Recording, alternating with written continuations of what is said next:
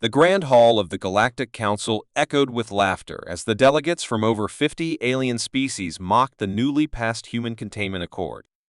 It was meant to restrict humans from elite joint missions, a move dressed as diplomacy but rooted in fear and misunderstanding. The Council didn't take it seriously. They thought humans were too emotional, too unpredictable, more bark than bite. One delegate from the silver-skinned Trelvax leaned back and chuckled. Next, we'll ban them from using spoons just to be safe. The joke sent another wave of laughter through the hall. A small file labeled Classified, Human Operation Do Not View Without Clearance appeared on the central holo screen, glowing quietly. Most ignored it, waving it off as more human dramatics. But in the corner of the chamber, Ambassador Keel of the Zerithians did not laugh. His expression was still eyes fixed on the file. He tapped the console and said calmly, "You want to know why we passed that ban? Then watch."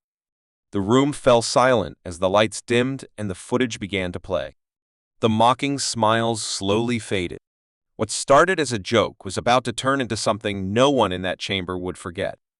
As the footage began, the council chamber grew quiet, the air heavy with a strange tension. Ambassador Kale's voice echoed softly. This was Ravos 9. A recon mission. We sent a mixed unit. No human was supposed to be there. The screen showed chaos and ambush in thick crimson fog, where Allied forces were pinned down by unknown hostiles. Plasma bolts sliced through the air, screams echoed, and bodies fell. Then, through the smoke, a figure appeared fast, armored and alone. It wasn't an elite squad or a special weapon. It was a single human soldier. He moved like a machine, calculating and fearless, dragging injured comrades behind cover while taking out enemies with unnatural precision. Council members leaned forward, eyes wide, as the soldier dismantled threats using alien tech he had no training for. He hacked into systems, set traps, even rewired an enemy turret mid-fire. Someone in the chamber whispered, "That's not normal," but Cal only stared at the screen. The soldier identified as Lieutenant Marcus Reed was not following orders. He was rewriting the rules of survival. And as the footage played on, one thing became clear. This wasn't a rescue operation. This was a demonstration of what humanity truly becomes when pushed too far. The footage shifted to a darker scene, what was left of the battlefield. Allied units had fallen back, injured and low on supplies. Enemy war machines now roamed freely, scanning for survivors. Most of the soldiers believed the mission was over, a lost cause. But then came a sudden flash of light from the enemy's command post, followed by multiple explosions in perfect sequence. Confused murmurs filled the council chamber. The camera feed zoomed in, revealing the cause: Marcus Reed. Alone, wounded, and covered in dust, he had infiltrated the enemy's stronghold using hidden tunnels. Without backup, he disabled security systems, planted improvised charges, and rerouted power from abandoned ships to overload the enemy's shields. The machines reacted too late. Reed moved like he had done it all before, using nothing but scavenged gear and sheer will. He wasn't supposed to be there. He wasn't supposed to win. Yet he brought down an entire fortress while saving every surviving member of his unit. In the council hall, the silence grew heavy. No one dared to interrupt the footage now. What they were witnessing wasn't just bravery, it was something far more dangerous. It was a glimpse of what one human could do when all hope was gone. When the screen went dark, the chamber remained frozen in silence. No one spoke, no one moved. The once laughing delegates now stared at the empty holodisplay, their expressions pale, some even visibly shaken. The footage had shown more than just a battle, it had revealed something raw, something uncomfortable. The human, Marcus Reed, had not only survived an impossible situation, he had taken control of it.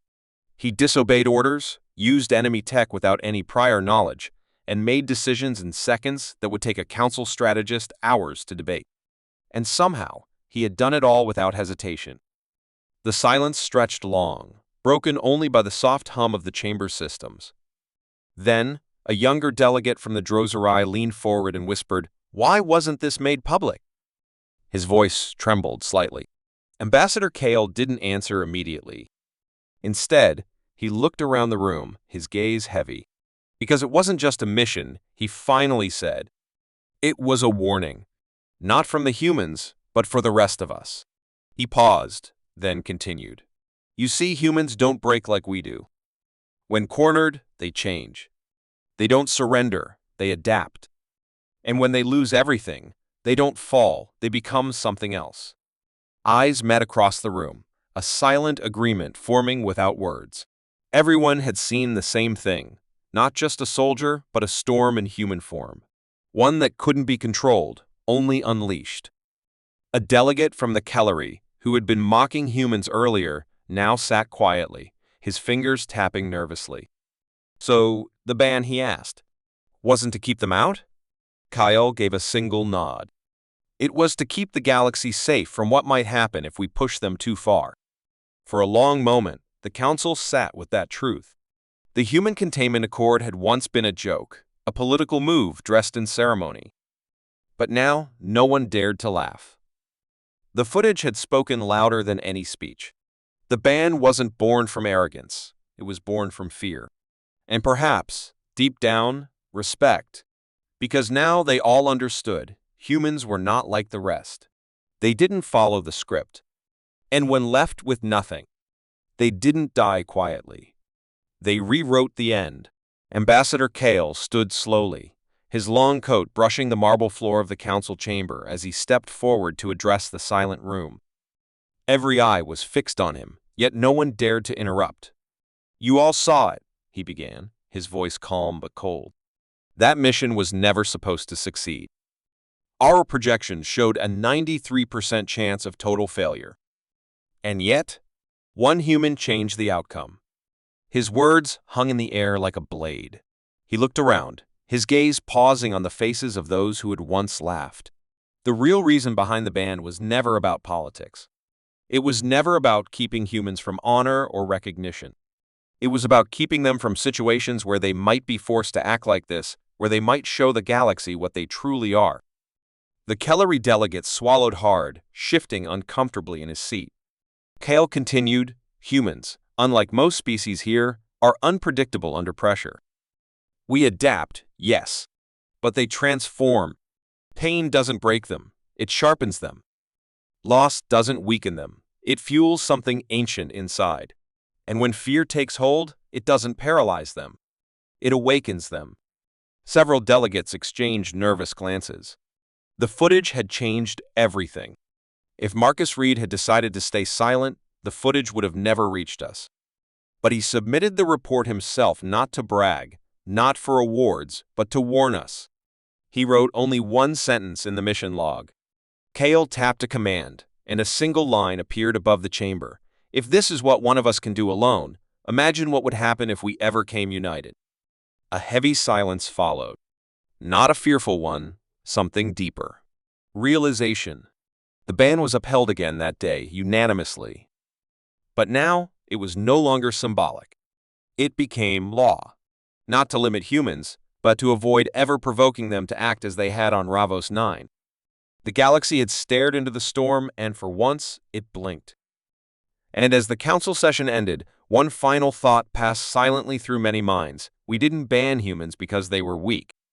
We banned them because they were the only ones who might never stop fighting.